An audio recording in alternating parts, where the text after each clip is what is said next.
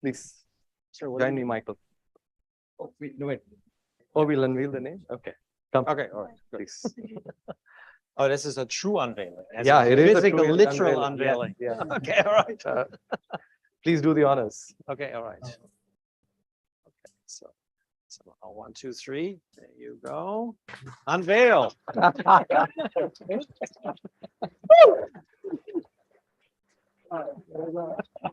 Excellent. Prism of possibilities. Very good. Very good. Oh, Do I? What's the one thing you got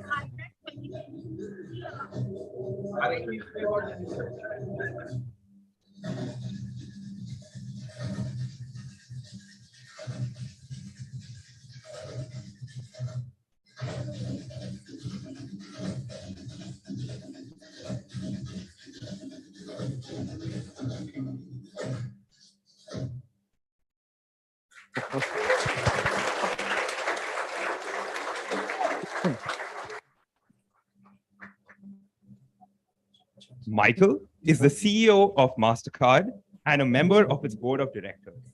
He is leading the company into a more digital world where Mastercard powers economies and empowers people by harnessing innovation and the continued application of new technologies.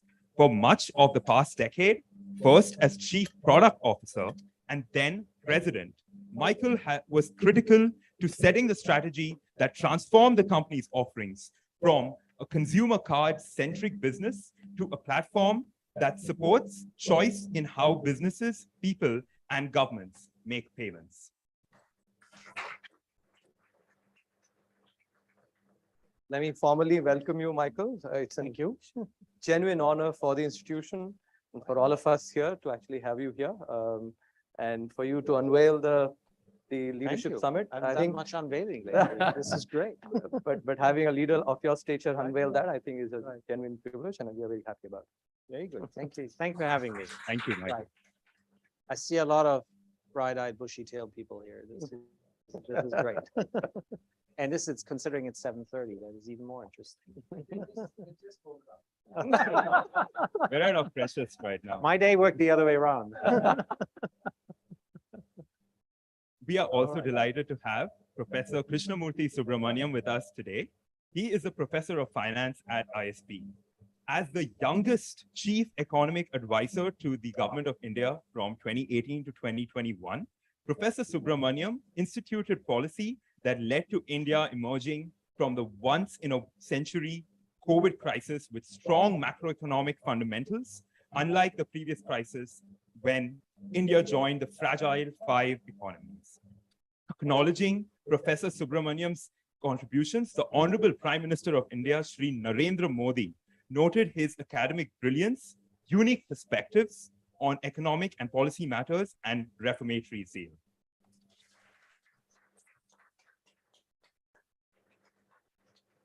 Thank you. Thank you so much. With that and the theme unveiling, we are very excited and hope to see everyone join us on September 24th for the ILS. Thank you so much for doing the honors, Professor Subbu and Michael. May I kindly request you to take your seat?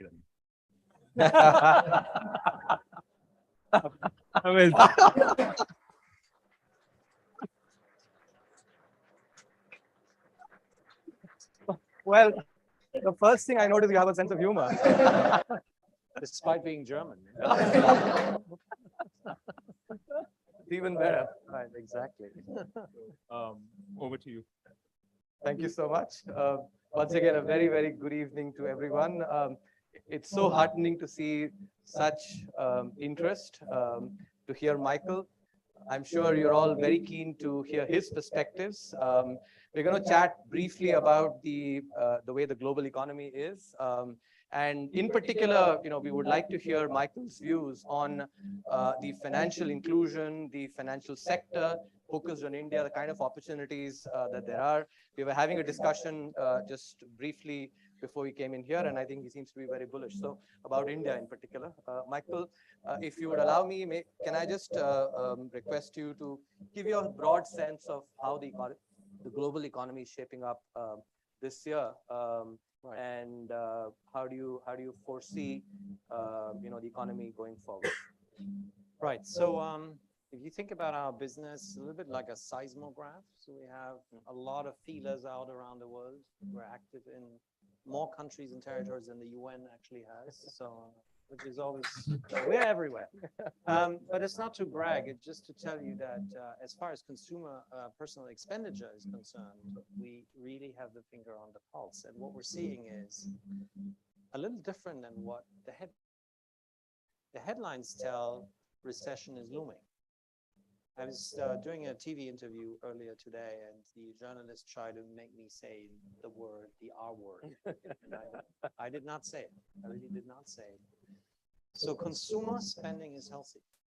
And it has been keeping up in pretty much every part of the world, despite everything that you read. Why is that?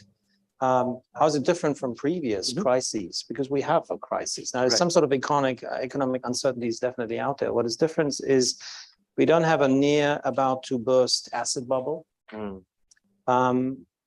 We, on the other hand, have very high employment. In fact, nobody can get enough people right now. And in between, there's another thing, there's a bit of a legacy of COVID is all these stimulus payments went out and they sit in consumer balance sheets, and people have received too much money because they can't actually spend it. And they're now spending down these balances. So it keeps going, and it's bridging a little bit of the time to when the central banks woke up and started to take action to curb inflation. So for now, it looks like a bit of a softer lending path. There might be the R word, but if it happens, it happens, in my view, now somewhat shallow and shorter form. The impact on our business will be 1 to 2 levels removed, because the spending that we see, which is CPE, which is not the full spending that you do, rents or your utility bills are generally not largely going through our rails. I think we will actually not see it at all. So I'm an optimist, but that is not a good story. So people want to write about more exciting stuff like the recession is looming. So yeah, I can't give you that tonight. Sorry. I think that's very good news for many of our students. Given that, and in India, frankly, inflation has gone down. Correct. So, that's just something to call out. First of all, I don't think here was crazy overspending. I think there was some responsible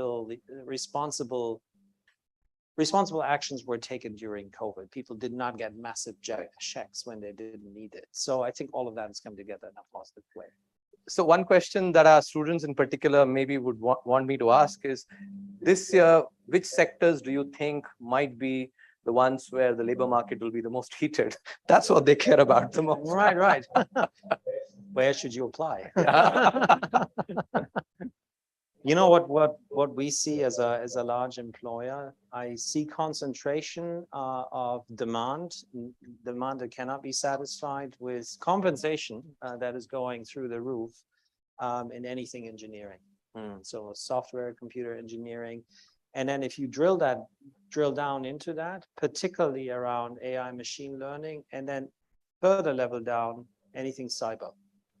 Cyber risk, that is the hottest part of what is out there. One other area, it's in a somewhat a different path, is talent that is involved and knowledgeable and has experience around anything ESG. So back to the inclusion part that we talked about earlier. That is very hard to keep people, find people. It comes on the diversity side, it comes on the clients, on the climate side. Those are the two hottest aspects. There's many other, Sure. People look for good CFOs. There's lots of stuff going on, but those are the two hotspots. So I want to move into discussing what you see as some of the opportunities, especially for companies like yours in India. I'm sure, you've seen the kind of revolution that has happened in payments, Really? on the digital economy. Right. Well, Yeah. I must say, actually, I'm not part of government, so I'm not speaking their word. This is my, but especially starting with what we in India, call the Pradhan Mantri Jan Dhan Yojana. These are basically financial Yes. inclusion Yes. accounts, Yes. 450 million accounts of them. And interestingly, when COVID happened, that was one, data that I was tracking very, very closely, because that was telling me the savings behavior, consumption behavior in the most vulnerable sections. And I think so one thing that I noticed there was about 250 to 300 million of those 450 million accounts actually have constant activity. Of course, within this 450 million, there is sort of the government puts in transfers, the entitlement payments, etc. But there are transactions happening, maybe 50 to 60%. Together with that, actually, the account aggregator, the e-rupee and the India stack. I think that's an aspect that we would love to hear your views on what it means in terms of opportunities in India, number one, but also what does it mean for the globe, because India is charting uncharted territory here. I used exactly those words earlier. Right. No, it's very true.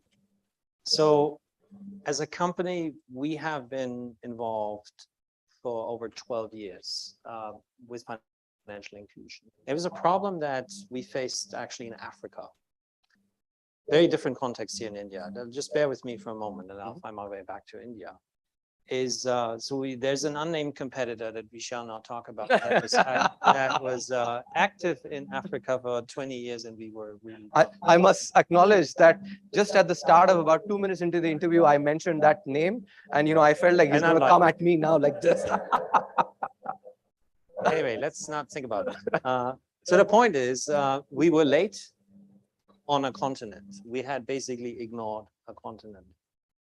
And coming up with a Me Too proposition and not trying to understand what the governments and the countries in Africa were trying to solve. What was their issue? It's not cross-border payment for rich Africans traveling to London. That was not their problem. That was already been solved by somebody else. So we asked them.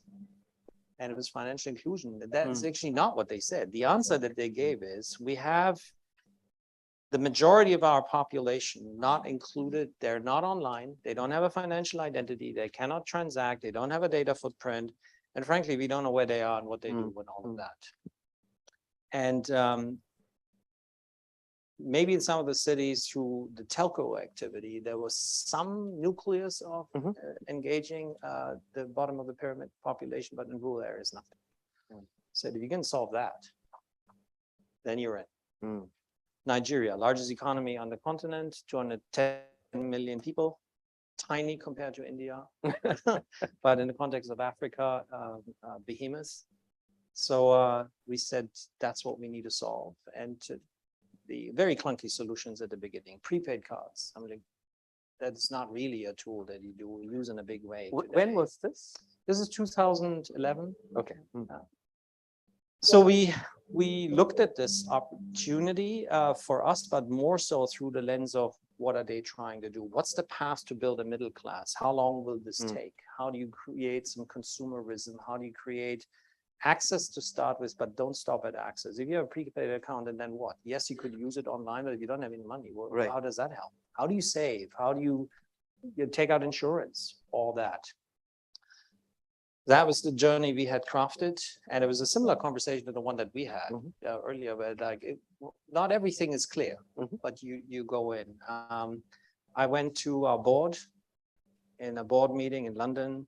I remember the boardroom, put out a business case, and the vice chair of the board was at the time the head of Goldman Sachs Asia, stood up and said, "This is the worst business case I've ever seen, and we should do this." Because it made so much sense. You solve a problem for these countries, therefore you have a right to exist and a right to play, and then you take it from there. And today, our market share in Nigeria across everything that we do is 55%, and was 0 at the time. So, and how long did it take you to go from 0 to 50? About 10 years. About 10 years. Yeah. So it is something that is commercially sustainable, and I think financial inclusion needs to be commercially sustainable. If you look at this as philanthropic activity, it's not going to go anywhere. The fact that India created the stack and solves a lot of the access issues through that, it's kind of pre-funded by the country. Right. But if you don't put commercially sustainable business on top of that, it's going to, in the end, not go anywhere. That's true. So leveraging the fintechs, leveraging the banks, and I think the banks actually have a bigger opportunity here than they actually use at this point in time, to really build out solutions for every aspect, every part of society. I think this is where the opportunity lies. It will unlock huge growth, I think, for the country. You've solved the entry criteria, I think, in unprecedented ways at scales that nobody else has done. I mean, it looks like super tiny, like a hobby, what we did back then.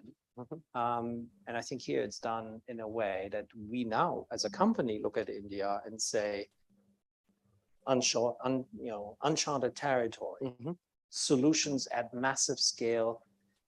We expect other countries will look at India and say, India solved this, like I'm some country in South Asia or in Africa, and said, I want the same thing. I want the stack. I want a copy of it. Can I use it? For us, that also means, back to this same issue in Africa, we didn't need to solve cross-border for rich Africans. We needed to solve a problem that's not been solved. So if payments at the basic level have been solved here, then we as a company need to do other things. Move up and say, how do you keep this ecosystem safe? Trust, cyber risk, all that. That's where we should play. Data analytics. What do you do making that data available that these people now have because they're not transacting in cash to get a bank loan? Have a tiny shop somewhere and then use that data to get some access to finance and keep growing their business, which will then employ people and so forth and so forth. And I think that's the opportunity. I think it's a long-term, very good economic policy. Vis-a-vis, let's just get access or do something good. So that's, I think it's massive. And so, India will be a model. I'm 100% convinced. Hopefully that is, your words come out true. I want to, pick your brains on a unique aspect, and having done research in the Indian banking sector and financial sector for a couple of decades now, India faces a unique problem. You must have started very young. Well, don't get misled by the looks. So the problem is the following. On the one hand, if you look at the credit to GDP ratio today, we are at about 58% of GDP. And if you just look at comparative statistics, the world and the OECD 6 decades back was at the same proportion. In other words, in 1960, the OECD and the the world at overall was at 60% of private credit to GDP. If I take a simple sort of a specific example, and this is an example I love using, we just celebrated 75 years of our independence. South Korea also had its independence on the same date. They also are 75-year-old. And a statistic which actually bothers me is if you just plot the private credit to GDP ratio for South Korea and India, starting from 1960 to 2020, in 1960, they're behind us. And then if you plot that, India looks like a 5-degree line, and South Korea looks like a 30-degree line. Today, they're actually close to 200%, private credit to GDP. And I can give you more examples like that. Malaysia and Australia, it has also translated into increase in, per capita GDP, and something that I guess, this audience doesn't need to be explained about. But that's one. So on the one hand, we actually have large sections of people who have never gotten credit. Have basically even today are credit rationed. So that's one aspect. The other aspect, which is something that we went through over the last decade, is that we have really dubious lending to corporates. Dubious lending. I actually am choosing those words very carefully. If you start from around 2008-9, after the global financial crisis, 2013.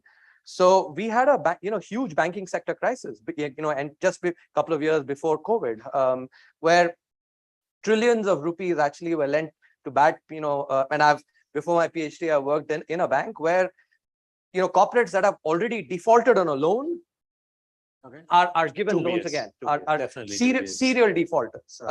So you have on the one hand, actually, retail credit, huge amount of credit rationing. And on the other side, what we call willful defaulters. And the banking system continues. Right. So this is where I think love to hear your perspective that data, how do you, is there a possibility that we could sort of kill two birds with one stone here? And that one stone being data. On the one hand, enhancing credit to large sections of our population and thereby equitable growth. On the other hand, also, this kind of sort of taxpayer and depositor money that eventually citizens' money being lost. How do we control and the role of data, in Right, that? right. So I think Sorry, a mouthful. I think a big question. Yeah. No, but I think a very important question. I think data is an unlock. It's one of the biggest unlocks that's out there. I think there is, so as you might hear a trace of an accent, so I'm from Europe. And why am I bringing that in? Because there's different ways to look at data. You can look at it as an unlock. You could look at it as something that is a precious kind of asset that we all individually have. I mean, we all have data and we should use it, and it should be our own thing, and you should safeguard it and you should protect it and all that. And then you can see on the other end of the spectrum, data can be the fuel to like the coolest innovations. Right. So there's this whole spectrum of different ways of looking at data. And I think this trade-off between privacy and innovation is a very tricky one. So who owns this data? Who does something with it? The data protection officer is one of the most loved things in the German context. So we have more data protection officers than I think any other place around the world. And it's been in the way of innovation. So I think here, the mindset that I can see in India, and I've seen it in some of the government conversations. You're not in government. I met a lot of government on Tuesday. Is that we want to use data actively. We want to be thoughtful about it, but we want to use it. It shall not be ever in the way of innovation. But we recognize that strong consent is needed, so your data can only be used by you. So that's great. And so I think the starting point is there. We just talked about financial inclusion and how you can really unlock the potential of probably 700 million people. Right. So that's fantastic, and I don't think we need to belabor that point. The point about what else as you move up into different segments, other segments of the economy, I think there's a lot to do. And there's a lot of opportunity there. So medium-sized business, what kind of loan you get, addressing defaults, having more visibility, all of that is entirely possible.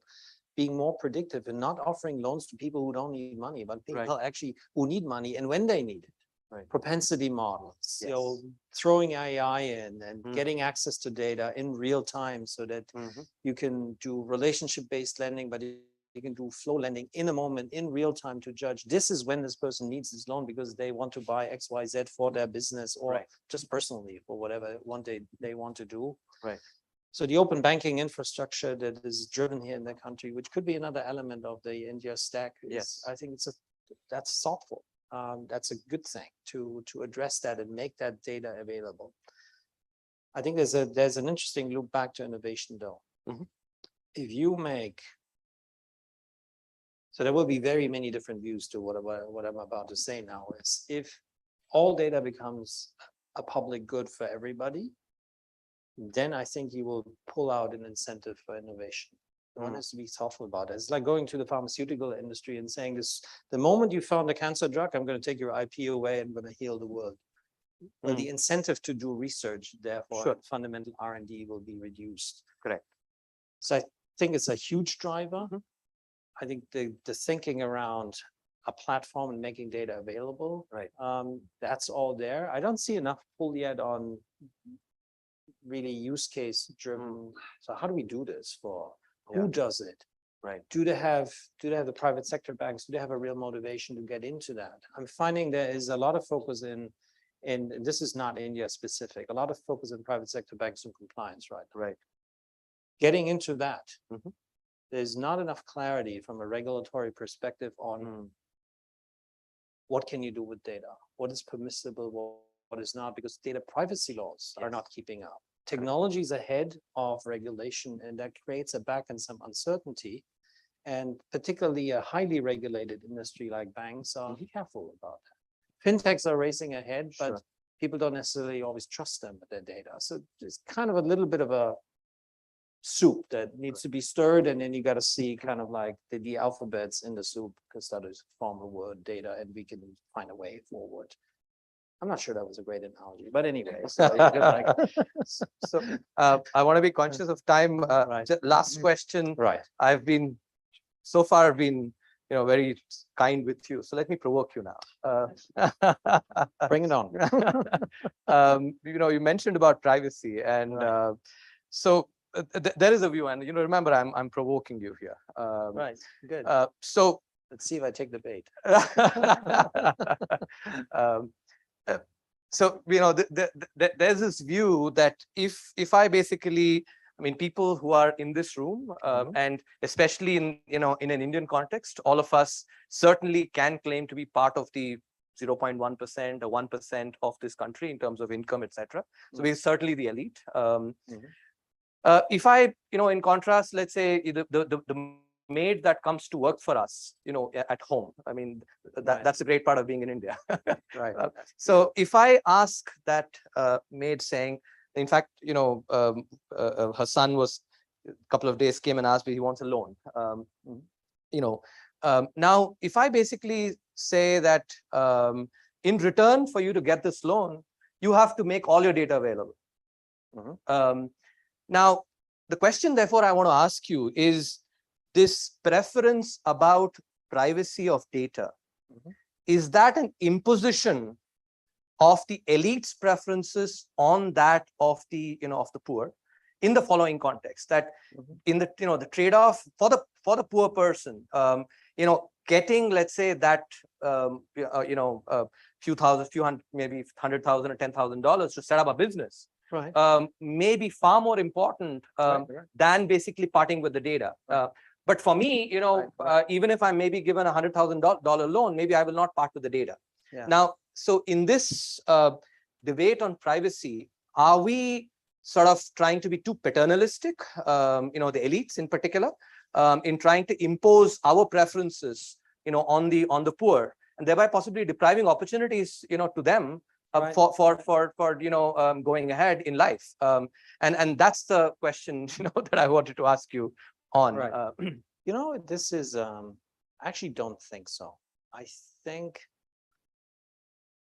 those parts of the world where I see that there is a paternalistic kind of state approach, it's really because misuse is feared. That's certain. The motivation in Europe is pretty pure. It's not practical, unfortunately. Right. But it's pure. So they really want privacy, but they're not figuring out that that is actually depriving people of opportunity. So that the reverse logic of what you just said is definitely true.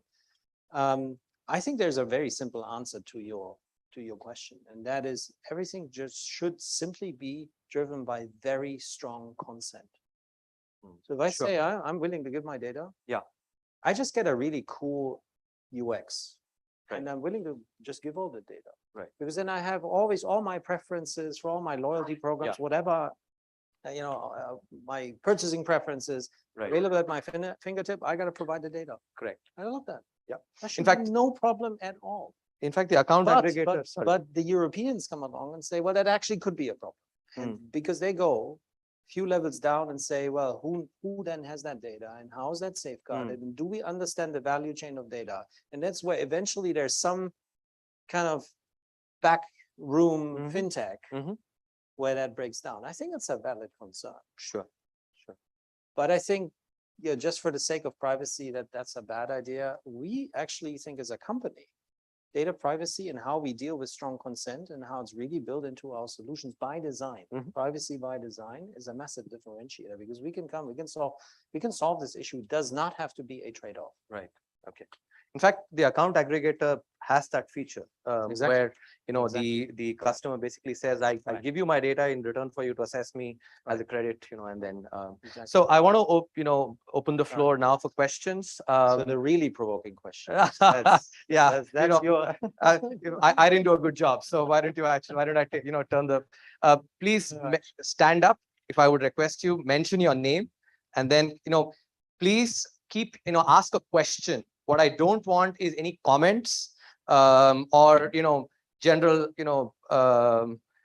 motherhood and apple pie statements. right. Hi, Michael. My name's Pujit. Pujit. I have a question for you, which is, tech innovations are kind of known to disrupt industries. You know how, for example, Netflix caused the end of Blockbuster, let's say. Right. And I'm sure even the credit card market and Mastercard would face such threats. And what is it? Yeah, I mean, I guess I don't know. But what, if anything, is Mastercard doing to navigate such threats?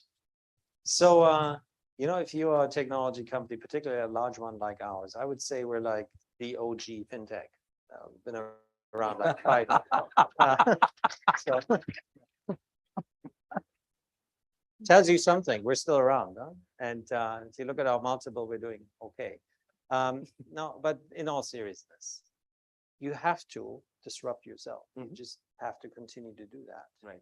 But if you have a very large, successful business and it works, that's actually your biggest problem because it works so beautifully.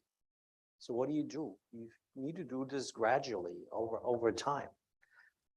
About 10 years ago, bit of feedback here. Yeah, it's fine. It's okay? Yeah, it's All right. okay. About 10 years ago, we were sitting in a room, challenging each other and looking, at where the economics are going. It's pretty clear that anything that is relatively low value add will see compressed economics over time and more people will come in. You just extrapolate that. It was clear that basic payments will experience that. We were very clear at the time that's not what we want to tell our employees, but that's something that we see and we need to gradually prepare for that. So we went on a diversification strategy. And today, a third of our revenue has nothing to do with payments. It's services, it's data-related services, it's cyber risk services. A third for a company our size is really a lot. Then you go ahead and you keep doing exactly that. But how do you look further out? What is around the corner? You hire a bunch of really paranoid people. So I have people in my team that are really paranoid to bordering on irritating. And that's good. Well, you guys watch out. But I think asking the right questions, having an environment where you can ask those questions, challenge all that. We do this oftentimes a blue team and a red team and stuff like that. But that's still all internal. I think where it gets really interesting is we as a network, we deal with all sorts of people from in different parts of the world, with governments, with fintechs. What I find particularly illuminating is follow smart money. Where is smart money investing? We invest in an inordinate amount of time in PE, in venture capital, understanding, building those relationships. The number of dinners I have with people from that world just to hear, like, what are you looking at? What's going on? Very valuable, and our team does that as well. So that's kind of what we do. Disrupt ourselves, have the radar up, hire paranoid people. Right. That would be a plug, for us as well. We have enough paranoid people here. There you go. So you should be coming to recruit, more paranoid ones. Yeah, go ahead. Hi, Michael. Thank you for being here. My name is Milind. I'm a PGP student here. So my question is that PGP is the postgraduate program. Okay. Management. Go ahead. Okay. So my question is that in the recent years, we have seen like events of decades worth of decades playing out. Like we had COVID and geopolitics being played out in Asia Pacific, Europe. And then now we also have extreme weather events having widespread economic effects now in the recent years. So how do you see all these events playing out and leading to changes in consumer behavior in the coming decades? Right. You get to see we train our students well. Yeah. You know, there is, I think humans are creatures of habit. I'm finding. Good point. So we've seen dramatically quick change in behavior second quarter of 2020 because it was necessity. So you just need to be at home and you do things differently. The structural changes in the digital economy were massive out of that. So we looked at this and said, how long is this going to last? You build new habits, but the muscle memory of the old habits, that's really the winner here. Correct. So it's going to come back. These companies that were out there and saying online is the future only. There were some business models, you can just watch their stock price. It went through the roof. Well, back down on the first floor right now. So the structural changes weren't actually that dramatic. It's a blip and it's coming back down, but we will see a glide path of more secular shift into digital over time.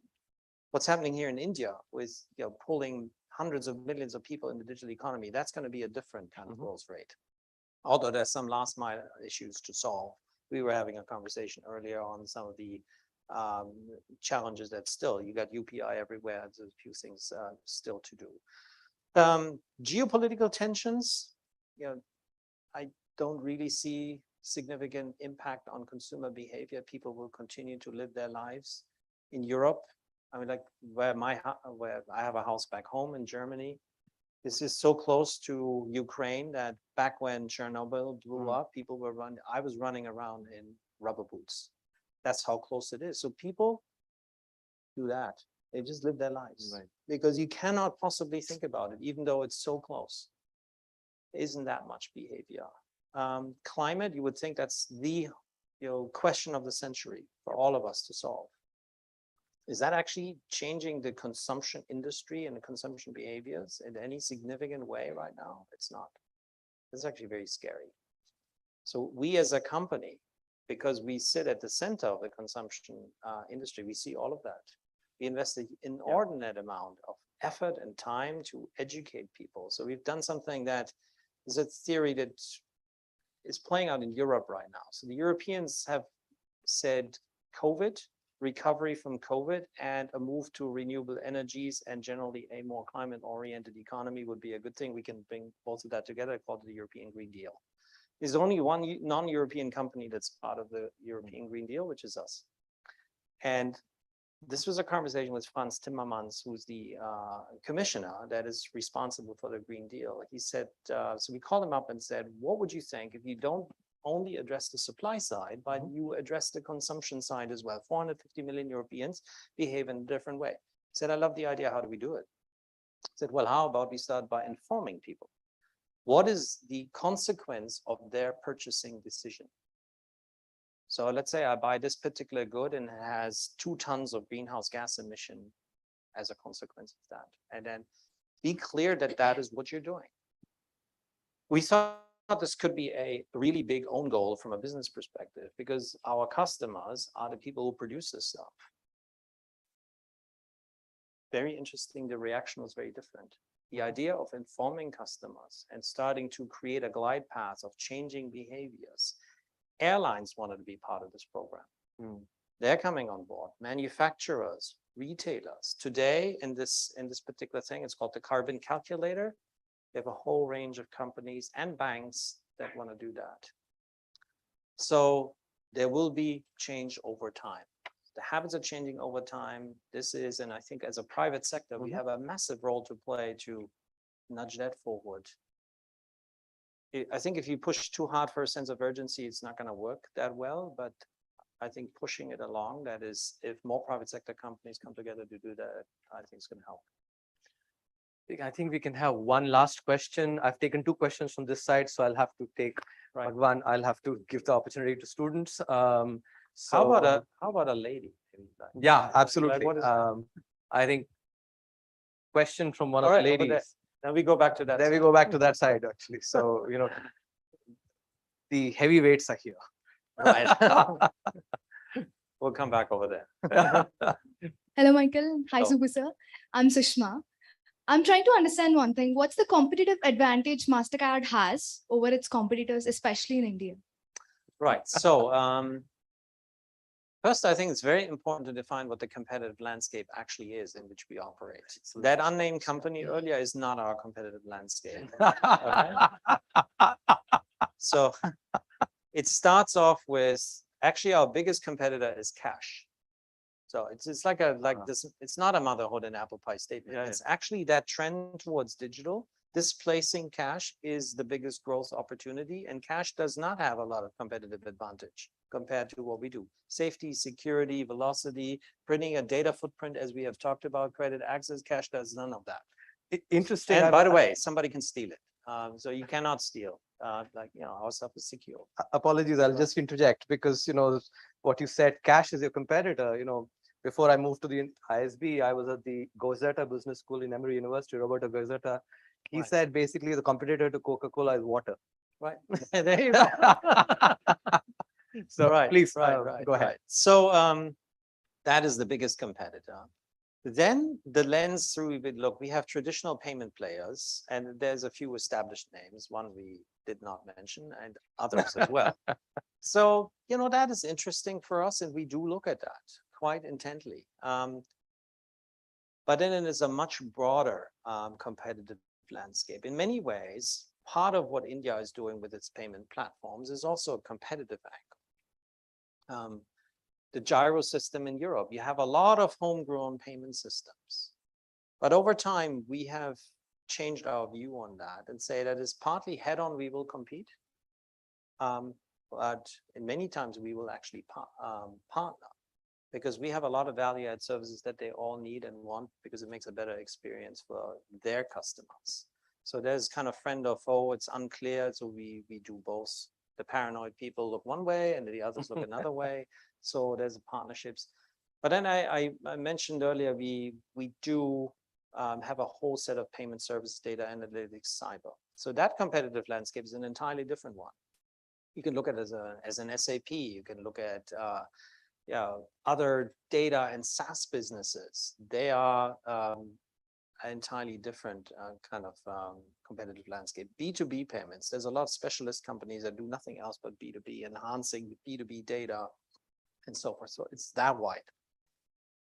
And that's actually very good because if we were if we were running a bread and butter payments business, it would be a handful. And it would not be a very good playing field to play on because it's very hard to differentiate. We go up and up and up the value add services ladder to differentiate. And why we are the better services company than the pure place is because we always have the lag in payments. We have that data, that transaction data, that experience that allows our AI and our machine learning to be better than a pure play that says, I just have really clever engineers and really good AI. Give me your data. We can see the world through our data and make that better. So I feel pretty good about our competitive landscape, but the paranoid people will not agree with me. And that's good. That is very good. So even our own board is oftentimes looking back at that one company and saying, no, that's not it. That's not where we play. That's not where we want to stay. That's not where we're going. So I have the choice between taking one more question versus maybe asking you to indulge yourself in giving out some career advice to all of them. Let's take the question. Let's take So there I did manage to put you on the spot. Let's have a question from the person at the back wearing a red shirt.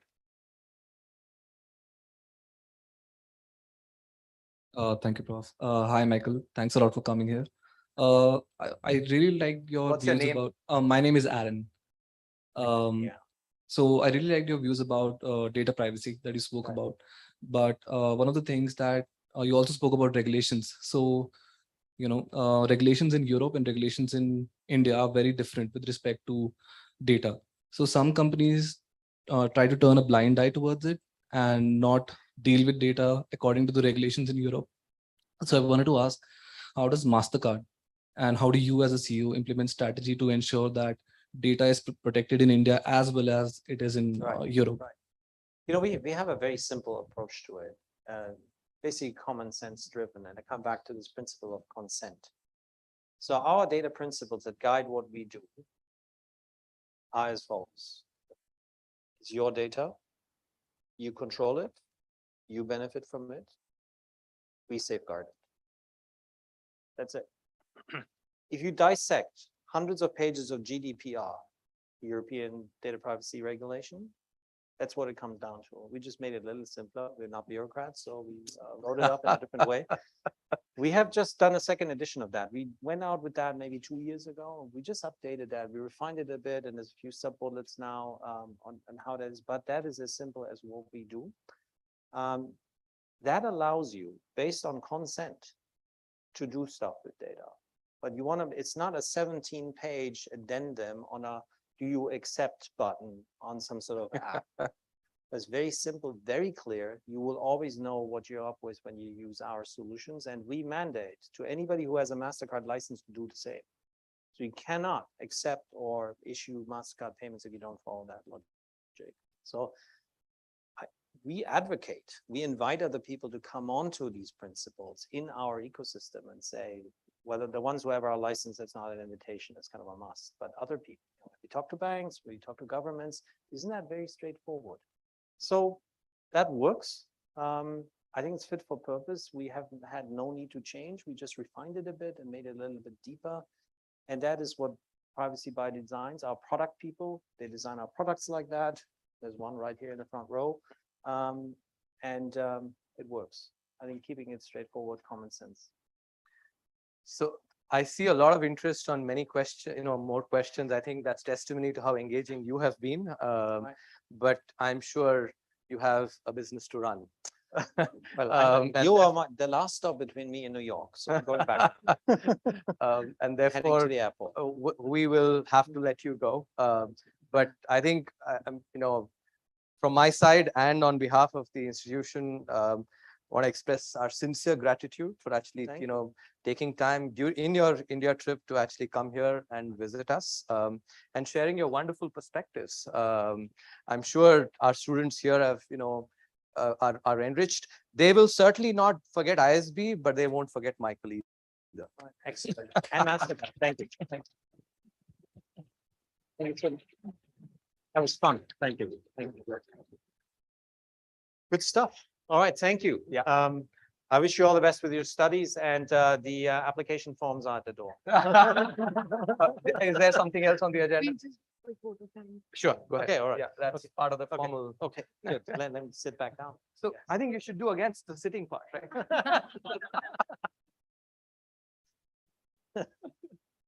On behalf of the ISB Leadership Summit team, I would like to thank our phenomenal speakers for such an enriching session.